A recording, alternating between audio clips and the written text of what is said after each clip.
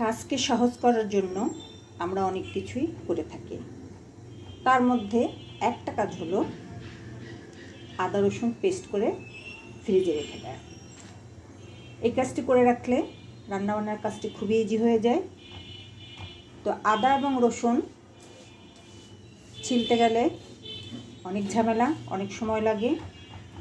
আমি যেভাবে করি সেই টিপস আজকে আপনাদের সাথে শেয়ার করছি।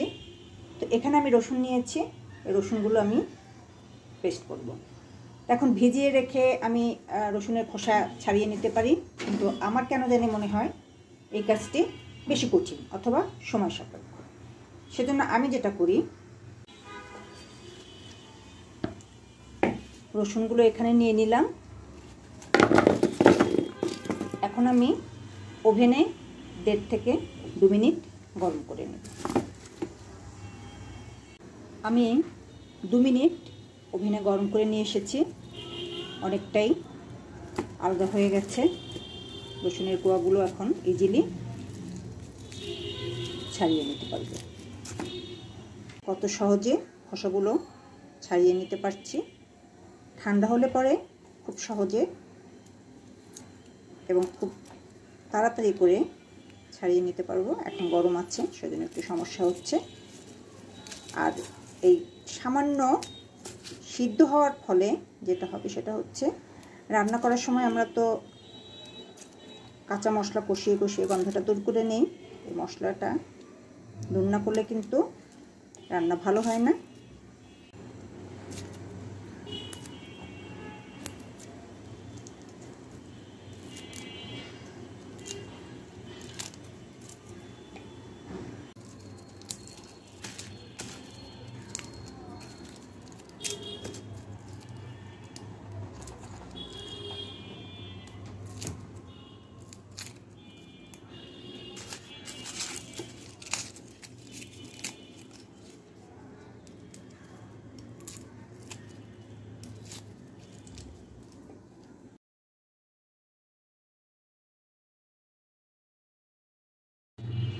খুব সহজে রসুনগুলোর খোসা আমি ছাড়িয়ে নিয়েছি।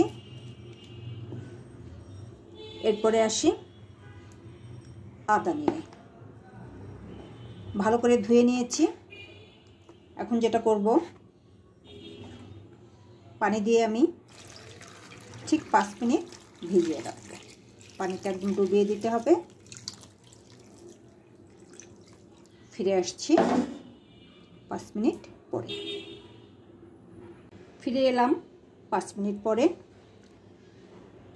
ছুরি বা বটি না নিয়ে আমি এবার এরকম একটা 4 চামচ দিয়ে আদার খোসাগুলি খুব সহজেই ছাড়িয়ে নেব। সময় খুব কম লাগে এবং সুন্দরভাবে খোসাগুলি উঠে যায়। আমি এভাবেই করি। আমার মনে হয় যে ছুরি বটি দিয়ে করতে গেলে একটু ঝামেলা লাগে আমার কাছে, সেজন্য আমি এভাবেই করি। এখানে এই চামচ দিয়ে যে খারাপ অংশগুলো আছে সেগুলিও সহজে এভাবে ফেলে দেওয়া যায়।